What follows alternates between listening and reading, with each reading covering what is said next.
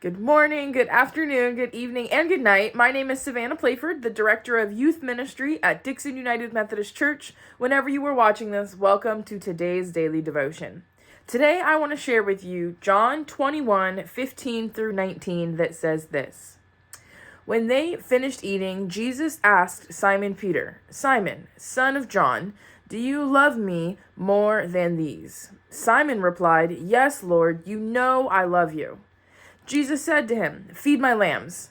Jesus asked a second time, "Simon, son of John, do you love me?" And Simon replied, "Yes, Lord, you know that I love you." Jesus said to him, "Take care of my sheep." He asked a third time, "Simon, son of John, do you love me?"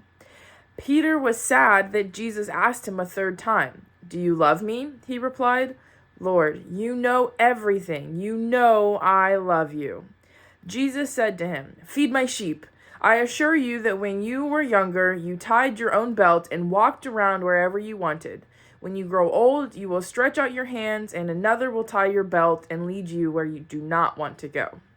He said this to show the kind of death by which Peter would glorify God. After saying this, Jesus replied to Peter, "Then follow me." Show me. This is a phrase that I say probably 100 times a day. In my line of work, I often work with individuals on the autism spectrum who have limited language. Some have a little bit of language, some have no language, but even kids who have most of their language, we still will say to them, "Show me." I may not always understand what they are saying by their words, but I can understand what their desires, needs, and wants are by their actions, by what they do. Actions speak louder than words. You see, when you are using your words, it can be easy to lie and hide behind what you are saying by what you speak. You can say anything, but not strongly believe in it. Think about it. Which means more to you? When your spouse or significant other says, "I love you," or when they do something like clean the house, fill the gas up with car, get you something you like, etc., things like that.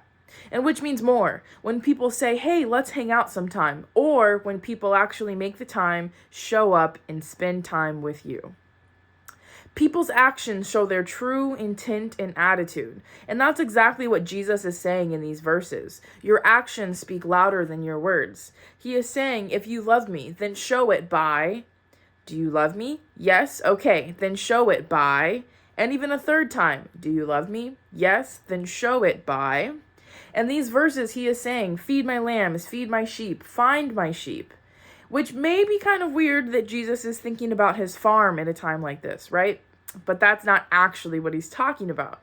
Symbolically, lamb and sheep mean so much. You see in the Bible there are many references of Lamb of God, and lamb is typically used as a sacrificial animal. The lamb represents Christ as both suffering and triumphant, and oftentimes sheep are the people of God, the people who follow God's teachings.